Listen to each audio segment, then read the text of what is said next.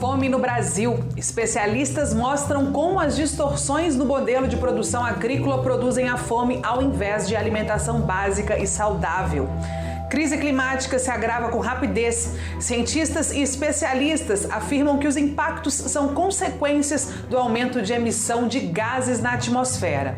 E hoje tem parada cultural com dicas de filmes do cineasta Joelzito de Araújo. Fica com a gente, eu sou Emília Bisotto e o programa Central do Brasil está começando agora.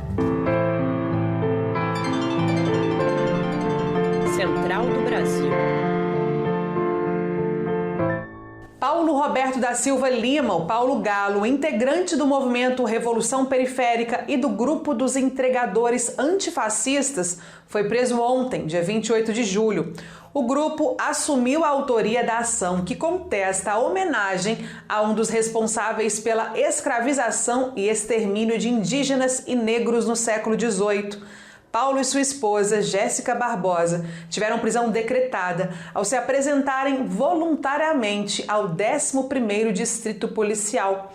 Além da detenção injustificada de Jéssica, a defesa de Galo argumentou que prisão temporária para quem se apresenta de forma voluntária é absurda, uma vez que não vitimaram ninguém. Vamos acompanhar o caso.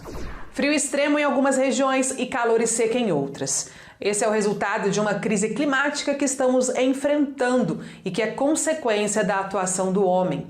Segundo especialistas, essa mudança climática é fruto do aumento acelerado da emissão de CO2 na atmosfera. Na segunda-feira, dia 26 de julho, cientistas e especialistas de 200 países se reuniram no painel intergovernamental de mudanças climáticas para preparar um novo relatório sobre o clima da ONU. O estudo está sendo elaborado em meio a uma série de catástrofes ambientais pelo mundo e no Brasil. Veja a reportagem de Nayá Tawani. Nacional.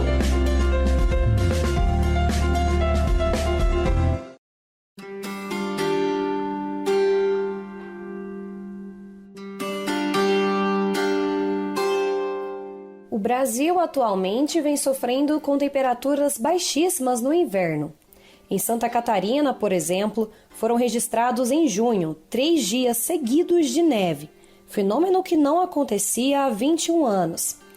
Em São Paulo, a onda de frio matou 12 pessoas. Já em países como Canadá e China, chegaram a registrar 49 graus Celsius no final de junho e poucas semanas depois, sofreram com enchentes que inundaram algumas cidades. Stella Hershman, especialista em política climática do Observatório do Clima, explica que esses eventos são consequências da destruição ambiental e ecológica. A crise climática que a gente já vive, como grande parte de vocês já sabe, ela é causada por um aumento sem precedentes da concentração de gases de efeito estufa na atmosfera. Aumento esse causado pelo homem. Então, são as emissões antrópicas de vários gases, o principal deles e o mais conhecido é o CO2, que está muito associado à queima de combustível fóssil e à Revolução Industrial. De acordo com o painel intergovernamental de mudanças climáticas, o mundo está se aproximando de um aquecimento médio de 1,5 graus Celsius. O professor Rafael Franca, do Departamento de Geografia da Universidade de Brasília, afirma que os impactos da crise climática são piores para a população pobre. Quando uma chuva forte atinge uma cidade, por exemplo, ela não atinge a todos os habitantes dessa cidade da mesma forma. Populações que vivem nessas situações de vulnerabilidade, como eu falei, vão enfrentar maiores desdobramentos, maiores impactos e também vão ter mais dificuldade para superar esse evento extremo. Então, as populações em situação de vulnerabilidade serão sempre as mais atingidas. São para essas populações que o risco climático é maior. O aumento do desemprego e a falta de renda agravou uma série de problemas no país, entre eles a fome e a miséria.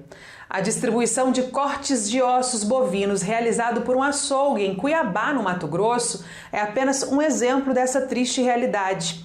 19 milhões de brasileiros acordam sem saber se vão conseguir alguma refeição para o dia. A situação foi agravada pela pandemia. Itens de uso básico têm aumentado paulatinamente essa condição. O arroz ficou 56% mais caro e o preço do feijão preto aumentou 71%. Confira a reportagem de Carolina Batayer. Trilhos do Brasil. A cozinheira Fabiana Weiman é fundadora do projeto Comida na Rua, que distribui alimentos nas ruas de São Paulo. E nesse trabalho, ela observa o aumento no número de pessoas sem ter o que comer. A gente atende basicamente moradores de rua. Porém, como a gente tem essa questão da insegurança alimentar cada vez mais séria, nós temos sido muito abordados também por trabalhadores, né? Motoristas de aplicativo, entregadores, camelôs, trabalhadores que estão por aqui pelo centro procurando emprego. Então, tem bastante gente pedindo ajuda, especialmente comida. Alimentos básicos, como o arroz e o feijão, estão cada dia mais caros. E esse problema tem relação direta com o modelo de produção agrícola e as políticas nesse campo, como explica o professor Silvio Porto. O avanço da soja ele impactou a área de arroz e de feijão e de mandioca. Tá? Redução redução e estagnação, vamos dizer assim, da produção do plantio desses produtos. Porque a soja, ela está, geograficamente falando, ela coincide com os ambientes de produção de arroz e de feijão e mandioca. Um dos caminhos apontados por Silvio para buscarmos soluções é a reavaliação dos modelos de produção e da relação entre a população e a terra. A questão da fome, a questão ambiental, elas caminham juntas. A questão de tratar a terra, a água e as florestas como um bem comum, isso faz parte de um contexto de uma visão de desenvolvimento que ela precisaria ser colocada como prioridade no sentido de orientar um novo desenvolvimento rural para o país e, por consequência, a relação desse desenvolvimento com as cidades. Viagem ao País do Futuro. Esse é o mais recente lançamento literário da jornalista e crítica literária portuguesa Isabel Lucas. A obra é uma série de ensaios e reportagens em que ela elenca clássicos da literatura brasileira. Numa conversa com Afonso Bezerra, a autora apresenta uma síntese sobre como Canudos trata a realidade brasileira em sua obra. Une Miró, da Muribeca, e os personagens de Vidas Secas e aborda temas sobre marginalidade, migração e outros assuntos. Entrevista Central.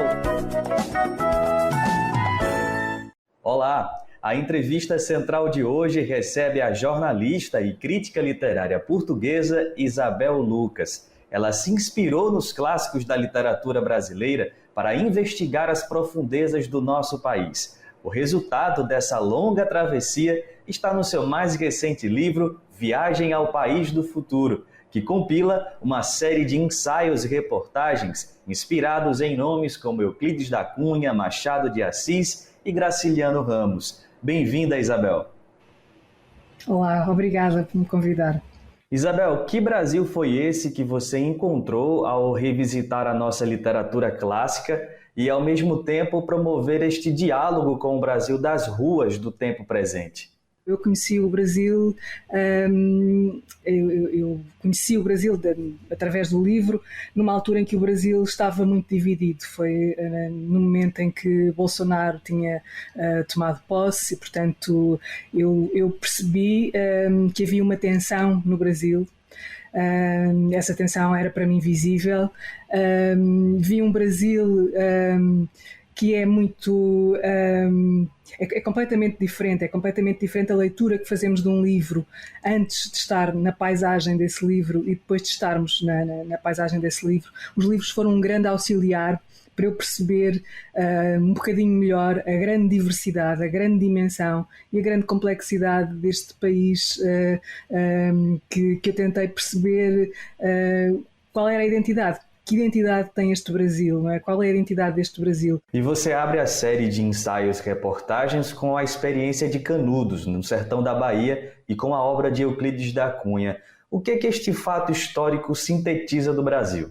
Eu acho que foi muito bom começar por aí, porque esse livro é uma espécie de livro de alguma fundação. Não é que ele dá-nos uma perspectiva do Brasil enquanto um país que se calhar anda à procura de um salvador, não é? Aquela figura que encontramos nos sertões de Euclides da Cunha é uma metáfora talvez disso, e aquela guerra ali também é uma espécie de que une e desune, não é? E que de alguma maneira nos dá um ponto de partida que é uma espécie de tentativa de união numa sociedade muito difícil de unir, porque é uma sociedade muito complexa, uma sociedade que se fundou numa espécie de ferida, não é? Que tem a ver com a colonização, que tem a ver com o dizimar dos povos indígenas, portanto, com a maneira como se vive a religião, ou a religiosidade, esta palavra difícil. Em outro ensaio, você une Miró da Muribeca, poeta de rua do Recife, com a obra Vidas Secas, de Graciliano Ramos. O que estes dois universos têm em comum e o que eles discursam sobre o país? Tem a ver com esse viver à margem, não é? Eu encontrei por acaso Miró da Muribeca, que toda a gente que é do Recife sabe quem é, não preciso de apresentar. É um poeta de rua e é um homem que vive na margem da sociedade. E o livro do Graciliano Ramos fala-nos dessas pessoas, né? Das pessoas que estão à margem, que se deslocam, que procuram qualquer coisa de maior na vida, além daquilo que lhes está destinado. Portanto, estas duas, encontrar o Miró, neste caso, foi uma sorte, foi ótimo conhecer o Miró, e foi muito, muito bom poder encontrar esta pessoa que me ajudou a contar uma história difícil, uma história muito dura, que é esse romance de Graciliano Ramos sobre esses à margem, não é? Você nasceu em Portugal e agora se dedica a uma tarefa de ler a realidade brasileira por meio da literatura. Como tem lidado com possíveis resquícios de tradições autoritárias nesta experiência? Mas eu assumi depois de ter sido muito instigada a fazer esta viagem, e também porque achei que seria um privilégio poder fazer esta viagem, seria um desperdício não a fazer. Fui para ela e assumi o meu lugar de estrangeira, a partir de um olhar estrangeiro, com todo o peso que carrega este olhar estrangeiro, vir da ex-colónia do Brasil, portanto, sabendo que há aqui um peso que este meu olhar carrega, mas que eu tentei ser o mais honesto possível. Com temáticas ligadas a desigualdades históricas brasileiras e buscando compartilhar produções do início de sua carreira, a mostra do cineasta Joelzito de Araújo é a dica cultural de hoje. Ele que contribuiu com produções do que veio a ser intitulado como Cinema Negro, tem 9 filmes da década de 80 e 90 expostos na mostra. Confira. Parada Cultural. Olá pessoal, eu sou Álvaro Andrade, um dos organizadores da mostra Joelzito Araújo, Uma Década em Vídeo, que reúne os primeiros trabalhos do diretor realizados entre 1987 e 1997. É uma produção muito interessante, feita em diálogo e parceria com movimentos sindicais e negros, e são filmes raros, alguns estavam inclusive fora de circulação. Eles são importantes também porque eles estabelecem as bases políticas do que vem a ser o trabalho posterior de Joel, que é um trabalho muito reconhecido, muito premiado. E além dessa programação de filmes, a gente tem uma série de atividades online. Uma abertura com Cida Bento, 3 conversas com autoras e autores dos textos do catálogo, que vai ser disponibilizado também no site, e por fim uma masterclass de encerramento com o próprio Joelzito. Então gostaria de convidar todo mundo para curtir essa programação. O site é bem desburocratizado, não precisa fazer cadastro, basta clicar e ver os filmes. Eles estarão todos disponíveis desde o primeiro dia da mostra. Enfim, é isso, muito boa sessão. E muito obrigado para todo mundo. Bom, os filmes estão no site mostrajoelzitoaraújo.com.br, que foi criado especialmente para a mostra e fica disponível até 1º de agosto de 2021. Também será transmitida paralelamente pela TV dos Trabalhadores, aqui na TVT. O Programa Central do Brasil fica por aqui. Eu agradeço a sua audiência e te espero amanhã. Até lá. Tchau.